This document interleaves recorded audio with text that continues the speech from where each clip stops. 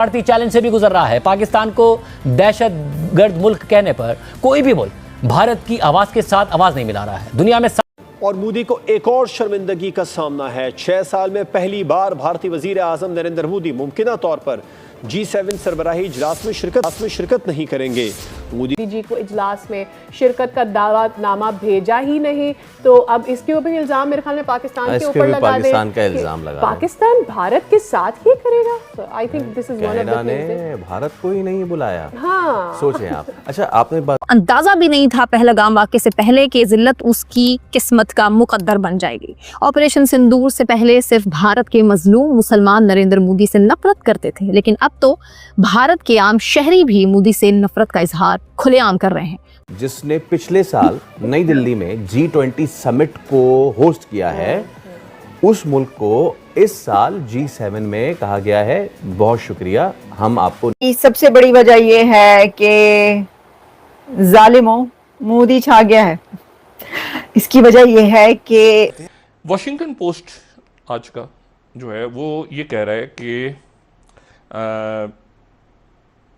सूरत हाल इतनी ख़राब हो गई है इस खत्ते की।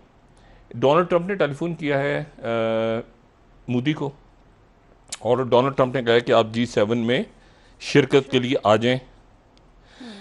चाइना ने उसके ऊपर इसको तो बकायदे बड़ा मेलोनी जो है उनकी कॉल आई है कि वो G7 समिट अटेंड करें। G7 ममालिक है। अब वो मंजर-ए-आम पर तेजी के साथ खुलकर आ रहे हैं। चाहते क्या है? इसमें जो फंस रहा है वो हम है। अब आप चीन को नहीं रोक सकते। आप ये कर सकते हैं, मुकाबला करने की कोशिश कर सकते हैं। रूस को धमकियां दे रहे हैं।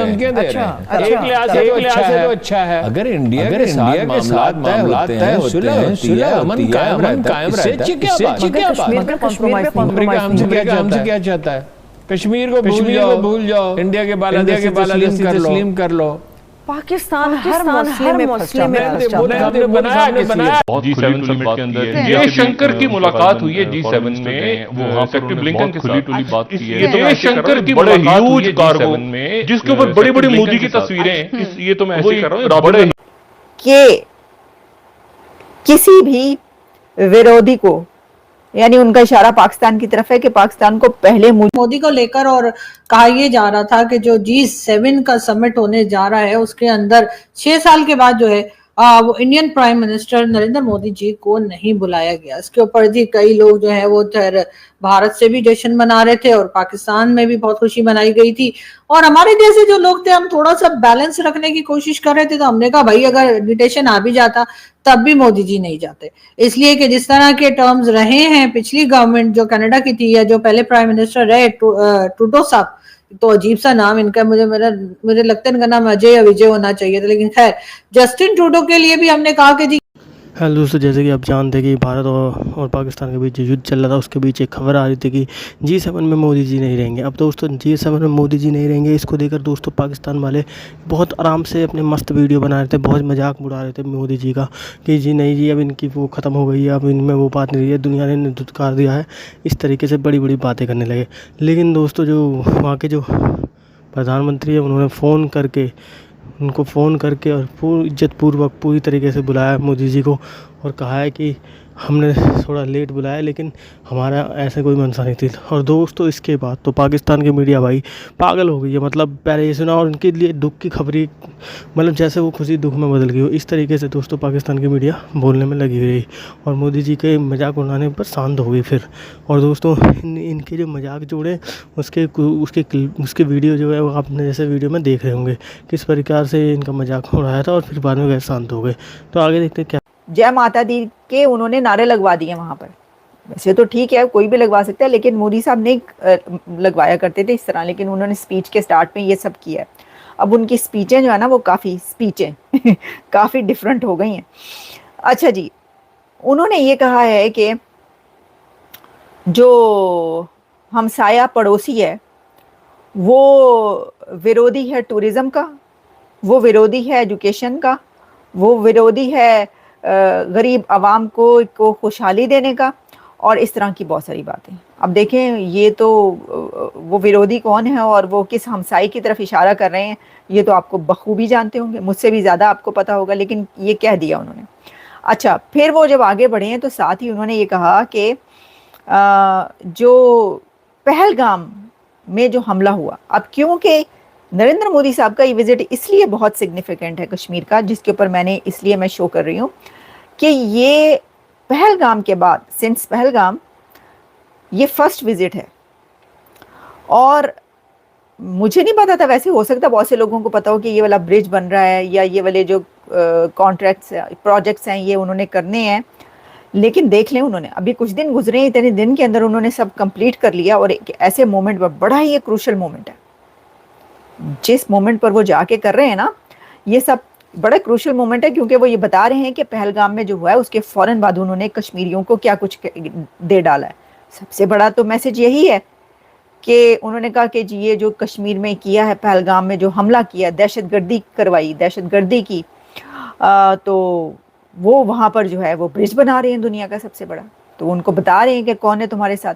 अच्छा, अब इसके अंदर उन्होंने फिर ये कहा कि उसका मुंह तोड़ जवाब दिया। और एक बात जो उन्होंने की वो मैं आपके गोश गुजार कर देती हूँ। उन्होंने कहा कि पाकिस्तान ये सोच भी नहीं सकता था कि इस तरह भारत अंदर घुसकर उसकी बेसिस को आए थे, बिरयानी भी खाई थी, साड़ी भी देकर गए थे, और साड़ी के बाद उन्होंने ऑपरेशन सिंदूर भी कर दिया। ये भी एक बात है कि जब वो आए थे, खैर उससे बहुत टाइम के बाद उन्होंने ऑपरेशन सिंदूर किया है, मगर खैर मोदी जी ने वो भी कर गुजरे।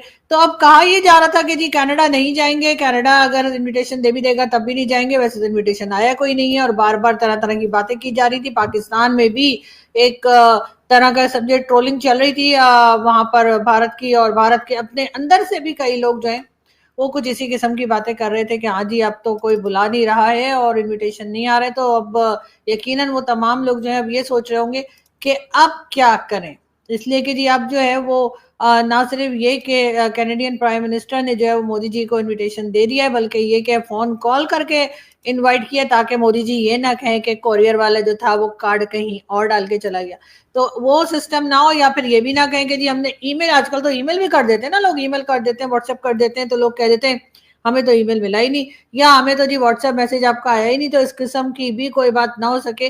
तो इसलिए एहतियात के तौर पे कैनेडियन प्राइम मिनिस्टर ने बाकायदा फोन कॉल करके और प्राइम मिनिस्टर मोदी को इनविटेशन दिया है G7 समिट का। तो बहरहाल मोदी जी ने भी फौरन ही टाइम जाया किए बगैर ही हाँ कर दी कि बस में अभी आया।